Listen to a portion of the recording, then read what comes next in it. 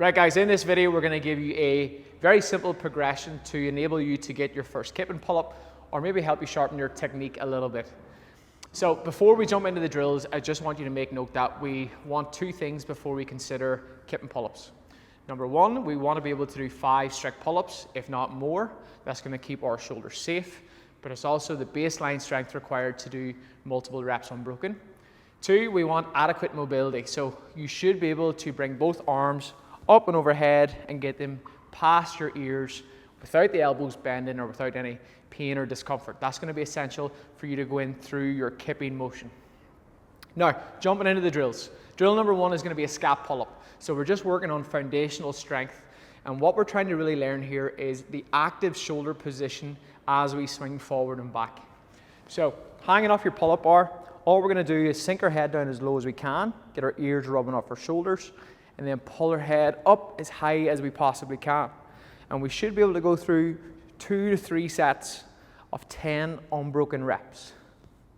So that active position where the shoulder blades are pulled down, that's the position we want to maintain as we're swinging on the pull-up bar. If we've got this down, drill 2 is going to be a straight arm push down. So the intent behind this drill is learning how to use your shoulders to control your kipping motion.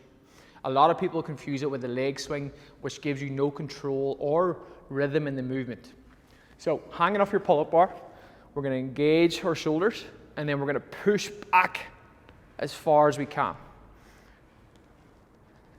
And ideally, we want to be able to do 3 to 5 of these unbroken without bending the elbows.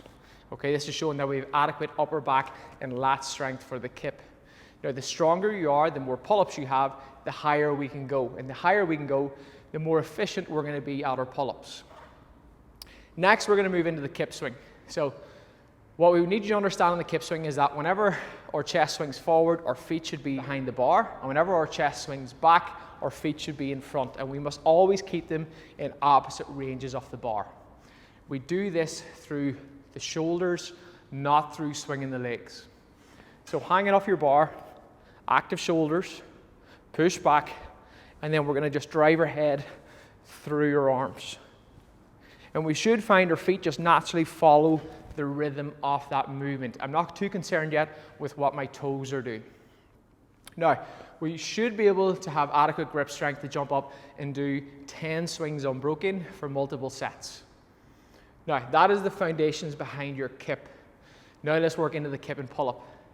So if we have really good control here, the next element I want you to add in is a very slight knee raise.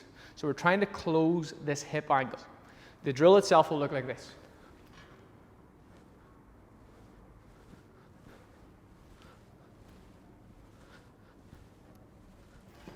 Now, the reason behind this knee raise is that we're closing the hips so then we can aggressively open the hips to create a little bit of upward momentum.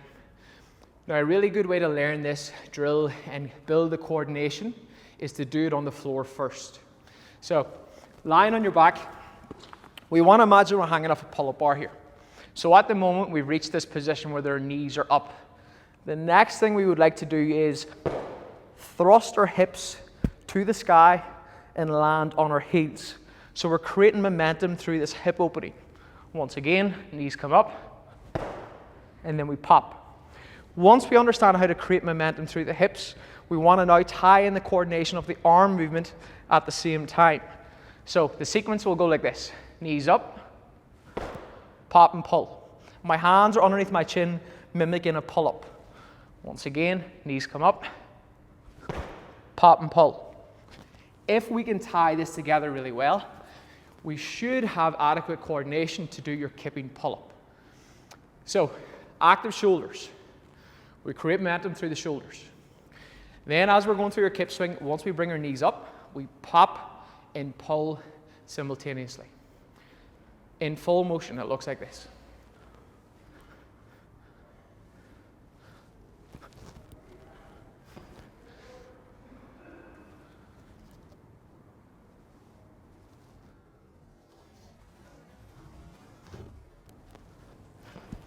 So as you can see, that is a lot easier than a strict pull-up because that knee drive hip pop enables us to float in the air momentarily to aid us getting our chin over the bar.